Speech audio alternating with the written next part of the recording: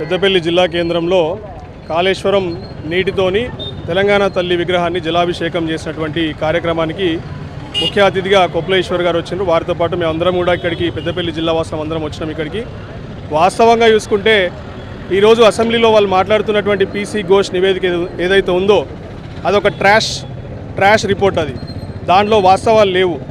అందరినీ కూడా కన్సల్ట్ చేసినటువంటి నివేదిక కాదది. ఇలా కాళేశ్వరం ప్రాజెక్ట్ అంటే ఏంటిదంటే నాకు అర్థం కాదు. ఒక మేడిగడ్డ బ్యారేజేనా? మేడిగడ్డ ఉంది, అన్నారం ఉంది, సుందిల్లా ఉంది, పైన ఉన్నటువంటి మల్లడ సాగర్, కొండపోచమ్మ సాగర్, రంగనాయక సాగర్, మా నందిమేడారం దగ్గర పంప్ హౌజ్లు, ఎల్లంపల్లి ప్రాజెక్ట్ ఇవన్నీ ఉన్నాయి. మీరు ఎంతసేపు ఎల్లంపల్లి ప్రాజెక్ట్ మేము కట్టింది చెక్కు చెదరలేదు, మిగతా అన్నీ ఏదో అయిపోయినాయి అక్కడ అని చెప్పేసి అభూత కల్పనతో అబద్ధాలు ఆడుతూ ప్రజల దృష్టిని మరల్చే ప్రయత్నం చేస్తారు తప్ప ఇక్కడ ఏది కూడా సవ్యంగా చేయట్లేదు. మీరు ఇచ్చినటువంటి 6 హామీలో 420 వాగ్దానాల నుండి ప్రజల దృష్టి మరల్చేందుకు కాళేశ్వరంలోనే ఒక దొంగనాటకం ఆడుతున్నారు తప్ప ఇందులో వాస్తవాలు ఎటువంటివి లేవు. రేవంత్ రెడ్డి గారు మీ మనస్సాక్షికి తెలుసు ఇలా కాళేశ్వరం ప్రాజెక్టు కూలిందని చెప్పేసి మీరు మాట్లాడుతున్న మాటలు నిజమే అయితే మరి మీరే మల్లన్న సాగర్ నుంచి వెళ్ళి మూసీ నదికి నీళ్ళు ఎట్లా పట్టుకెళ్తా అంటున్నారు? మీరు నాకు అర్థమవుతలేదు.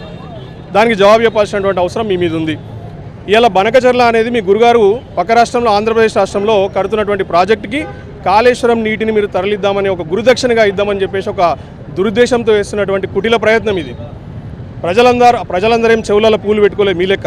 మీరు ఏదో చెవులలో పూలు పెడదామని చెప్పుకుంటే ఖచ్చితంగా ప్రజలు కర్రుగాల్చి వాత పెడతారు మీకే. రానున్న స్థానిక ఎన్నికల్లో మీకు దాని రిజల్ట్ కనిపిస్తుంది మీకు. ఎందుకంటే కేసీఆర్ గారిని బదనాం చేయాలనే ఒకే ఒక దురుద్దేశంతో మీరు చేస్తున్నటువంటి నివేదిక తప్ప దీంట్లో వాస్తవాలు ఏవీ లేవు.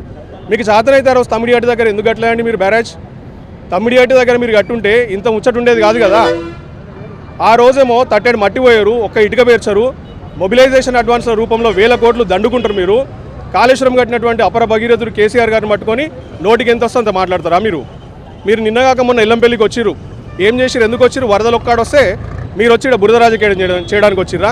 ఏం పనులండి మీకు ఇక్కడ? నాకు అర్థమవుతలేదు.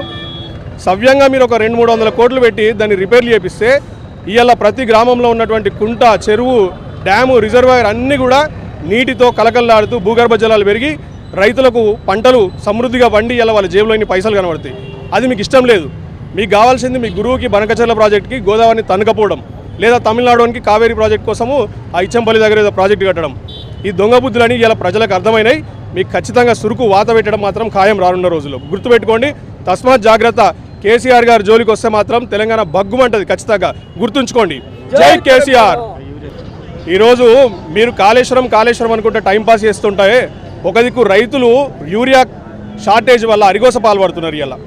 ఇలా మీరు పరిపాలనలోకి వచ్చినటువంటి 600 రోజుల్లో సుమారు 600 మంది ఆత్మహత్య చేసుకున్నారు రైతులు. వాళ్ళ గురించి పట్టించుకున్నటువంటి పాపన పోలేదు. వాళ్ళకి ఇస్తా అన్నటువంటి రైతు బీమా కానీ రైతు బంధు కానీ అన్నిటినే కొట్టిర్రు.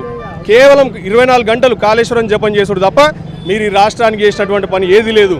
మీకు దమ్ముంటే ఇలా ఆర్ఎఫ్సిఎల్లా యూరియా షార్టేజ్ ఎందుకు వస్తుందో కనుక్కోండి. ఇలా వాళ్ళు టెక్నీషియన్లు రిపేర్లు చేద్దామని చెప్పేసి వచ్చినా కూడా ఆ కంపెనీని స్థానిక ఎమ్మెల్యే గారు బెదిరించి మరి తన వాటా ఏందో చెప్పాలని చెప్పేసి ఆయన భీష్మించుకొని కూర్చున్నట్టు వార్తలు ఇలా మీ ఆస్థాన పేపర్ అయినటువంటి ఆంధ్రజ్యోతి, ఏబిఎన్ ఛానల్లో వచ్చింది.